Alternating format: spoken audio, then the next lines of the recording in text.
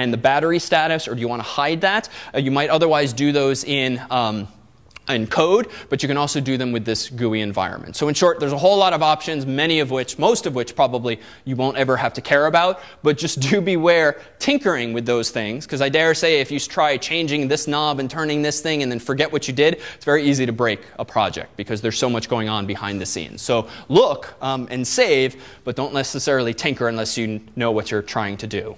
So let's take a quick tour now of the files that await here. So underneath my project, there's a folder. There's this folder. There's this folder. There's this folder. Turns out these are not really folders. So these are groups. So there's an abstraction layer here whereby all of these things might very well be in the same folder on your file system, somewhere on your hard drive. But just for the sake of mental organization, you can create what look like folders but are technically groups that allow you to just hierarchically organize things. And what you'll find in different books and different versions of Xcode, Apple's own layout of code has changed a lot over time. In the past 2 years alone, this stuff keeps changing. So here too, if you're looking up other resources and you don't see a foo folder, just realize it might be because Apple changed their mind and kind of rejiggered things over recent years to just lay things out differently.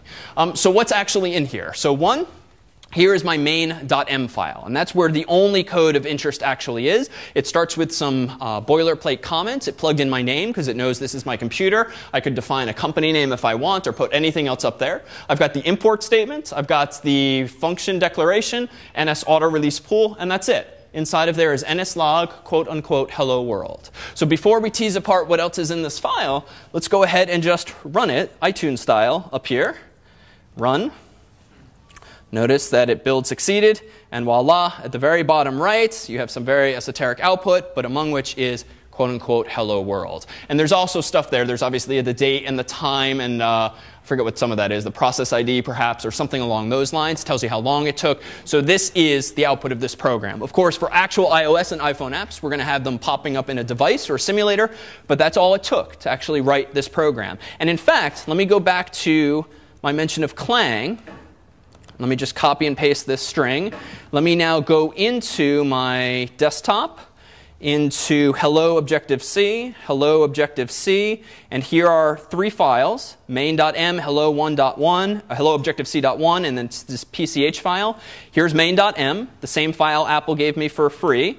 Let me go ahead and run Clang with the flag of Objective-C with Arc enabled on a file called main.m using a dash framework of Foundation so that I can use the ns methods and the like.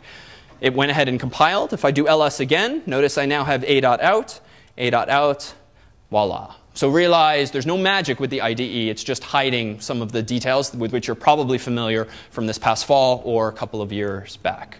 All right, so let's just tease apart a couple of these files so that we can then move on to more interesting designs than hello world.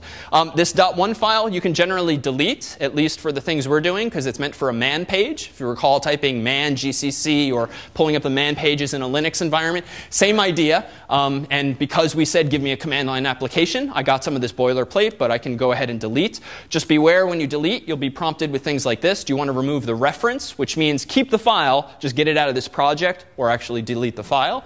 In this case, I don't really care, so I'll ditch it altogether. Now over here, a PCH file. So the comment atop this kind of explains what it is. A PCH file is a precompiled header. You will rarely, if ever, need to touch these. Think of this as a file that's automatically prepended to all of your files. And in this case, you're sort of automatically getting access to the Foundation class, even if you don't explicitly specify it, but you can put more stuff there. So this is one of those files that it exists. You don't really need to worry about it, but don't delete it because the compiler will then choke because it expects that it exists. Foundation framework. So these are just all of the header files in the Foundation framework, so to speak. All of these you get access to by way of the import statement that we saw before. These are not actually all copied into your program per se. It's simply here so that you can browse them if you want. But frankly, it's typically easier to look at the documentation online. But if we do scroll down here, we should see some things that are familiar, like NSString. And indeed, there is someone's declaration of everything related to this thing we called an NS string. And if this looks overwhelming, don't worry. C looks exactly like this underneath the hood. It's there if you need it, but the documentation on the web is much more user-friendly. And lastly, there's this. And what is this? It's the binary. It's a.out, but with a sexier name. And so if we go ahead and double click that or click the run button, voila, we have our first Objective-C program up and running. So new environments, slightly new syntax, some of which we're just going to close our eyes to for now. Let's go ahead and take a 5-minute break, and we'll resume with more interesting Objective-C apps. All right, we are back. Any questions on Hello World? Or anything we've discussed thus far? Yes? What is the NS stand? Next step. Good. Any other review? Go ahead. All right? Yeah? Well, for the @ symbol, I know it was used to precede the string to tell it that it's an NS. Mm-hmm. But it was also used like on auto release pool. Does that just have like a general tell compiler to do something, or is it more different? Good question. The @ we've seen before strings now, and we've also seen it before auto release pool. I believe it's been used by Apple to implement new functionality because it does not collide with any existing use of a symbol. So it means very different things in those contexts, and those are the two primary ones we'll see it in. But it's not some special, it doesn't have some overarching meaning other than it was available. All right. So in terms of bootstrapping yourself and learning this stuff and mastering this stuff ultimately, besides the books, realize there's a huge amount of material online, and certainly buying a book is not prerequisite. The entry point to most of Apple's software development resources are all at that URL here. You can always just Google iOS SDK, and this will lead you to this particular website. Realize a couple of things. It's fine to log in, and you can create an account using your existing Apple ID, which you use with your iPhone or iTunes or the like, or just sign up for one for free if you want.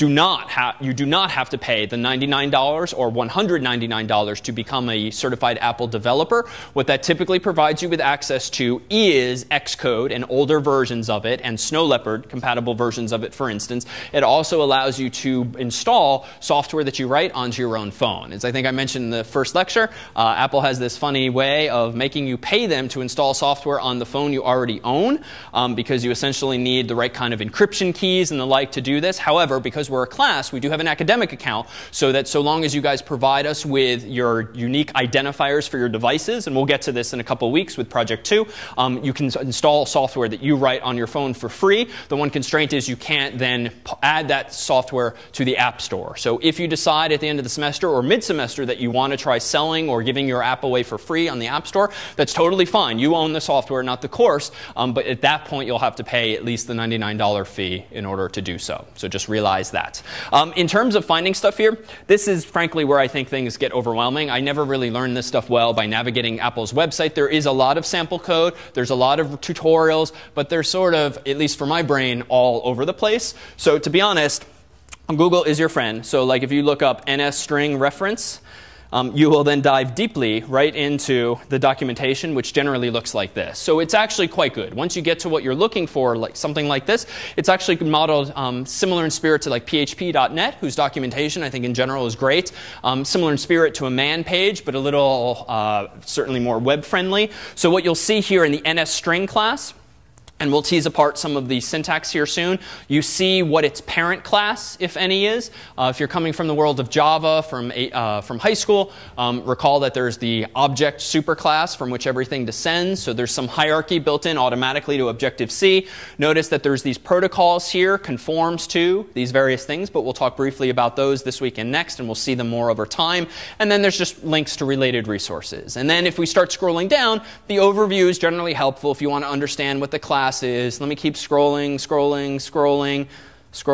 and here we go. For some reason, they call these things tasks, but they really are just methods, although you'll also see people refer to them as messages, which has a slightly different semantic meaning, but refers to the same kind of thing.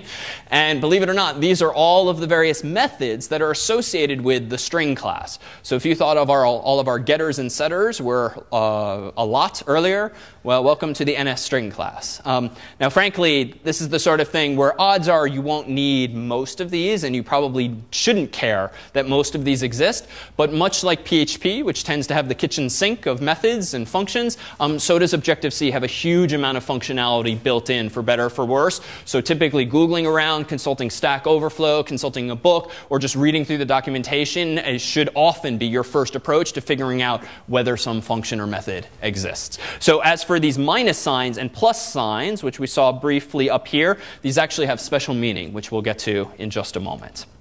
All right, so data types. So Objective-C supports C. It's a superset again, which means you get char and float and long and all of these, but you also get some additional data types. Among them these, bool in all caps, which unfortunately, given the language's history, the value of a bool is not true or false. It's not 1 or 0. It's instead